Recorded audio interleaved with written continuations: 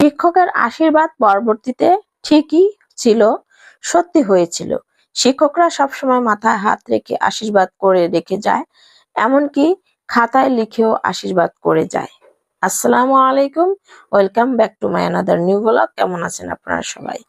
এই তো আপনাদের ভাই বাজার থেকে অনেকগুলো সবজি নিয়ে এসেছিল, এগুলো সব কেটে কেটে রেখে দিব।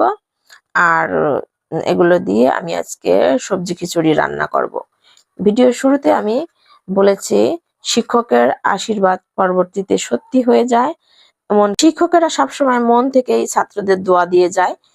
কেন বলেছি সে বিষয় নিয়ে আজকের ভিডিওতে আমি শিক্ষক এবং ছাত্রের একটা গল্প বলে যাব। আশা করি পুরো গল্পটি আপনাদের ভালো লাগবে। দিন শিক্ষক ক্লাসে ঢুকে একটি ছাত্রকে জিজ্ঞেস করলেন, আমাদের শরীরে কয়টা কিডনি আছে? ছেলেটি চট করে উত্তর দিল, আমাদের শরীরে একটা কিডনি আছে স্যার। ছাত্রটির উত্তর শুনে ক্লাসের বাকি ছাত্ররা হো হো করে হেসে উঠল। শিক্ষক বললেন, তোমরা হাসি থামাও। তারপর অপর একটি ছাত্রকে বললেন, এবার দাঁড়াও।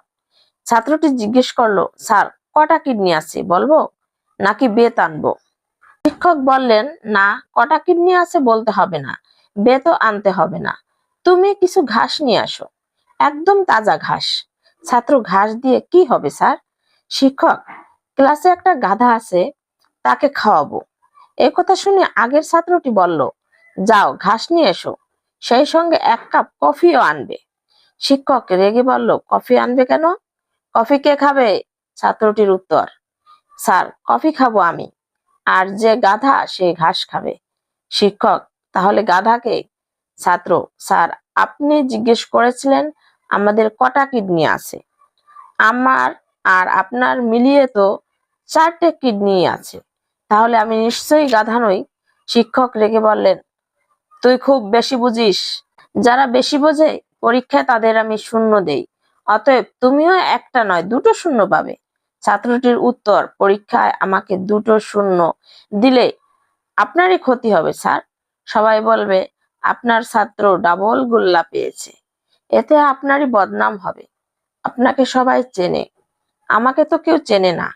ক্লাসে একটা হাসির রোল উঠলো।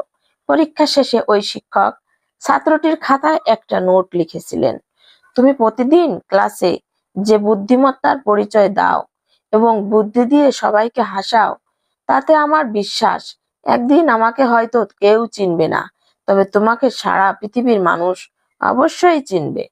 আমি তোমার জন্য এই খাতায় আশীর্বাদ রেখে গেলাম। সেদিনের সেই শিক্ষকের আশীর্বাদ পরবর্তীতে সত্যি হয়েছিল। ওই ছাত্রটি